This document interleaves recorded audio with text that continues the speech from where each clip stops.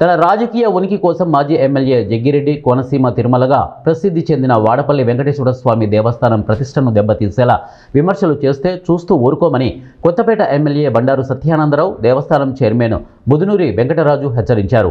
దేవస్థానం chairman కార్యాలయంలో మంగళవారం ఏర్పాటు చేసిన విలేకరుల సమావేశంలో వారు మాట్లాడారు.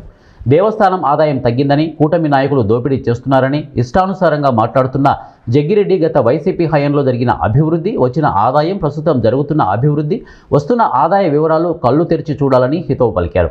గత వైసీపీ పాలక మండలి పదవీకాలం ముగిసే సమయానికి 5 కోట్ల నిల్వ ఉంటే కేవలం 18 నెలల కాలంలోనే తమ ప్రభుత్వం 27 కోట్లకు పెంచిందని చెప్పారు. రాష్ట్ర ముఖ్యమంత్రి చంద్రబాబు నుంచి ప్రతి ఒక్కరూ ఆత్రేయపురం సంక్రాంతి ఉత్సవాన్ని అభినందిస్తుంటే చూసి ఓర్వలేక జగ్గిరెడ్డి ఆరోపణలు చేస్తూ బురదజల్లే ప్రయత్నం చేస్తున్నారని, తీరు మార్చుకోకపోతే తగిన రీతిలో సమాధానం చెబుతామని హెచ్చరించారు.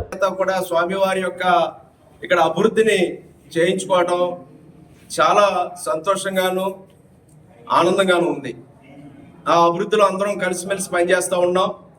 దేవాలయం చాలా అభివృద్ధి చెందుతుంది. లక్షలాది మంది భక్తులు వస్తూ ఉన్నారు. భక్తులకు అసౌకర్యం కలగకుండా ఏ విధమైన సేవలు చేయాలనే మీద ఆలోచనలు చేస్తూ ఆ కార్యక్రమాలన్నీ కూడా ముందుకు తీసుకెళ్ళడానికి అందరం కూడా కలిసి పనిచేస్తూ ఉన్నాం. దురదృష్టం ఏంటంటే కొంతమంది వ్యక్తులు ప్రత్యేకంగా స్వామివారికి వస్తున్న ఆదరణ, ఎన్డీఏ కూటమి ప్రభుత్వం వస్తున్న తర్వాత చేస్తున్నటువంటి అభివృద్ధి, ఆలయ అభివృద్ధి చూసి వారలేక చూడలేక లేనిపోని ఆరోపణలు, బురద జల్లుడు కార్యక్రమాలు, వ్యక్తిగత కారణాలతోటి దేవాలయ ప్రతిష్టను దెబ్బతీసిన ప్రవర్తించడం మాత్రం చాలా దారుణం, చాలా బాధాకరం. ఒక బాధ్యతాయుతమైన పదవుల్లో వ్యవహరించిన వారు కూడా కనీసం ఇంగి జ్ఞానం లేకుండా మాట్లాడుతూ ఉంటే చాలా బాధేస్తుంది.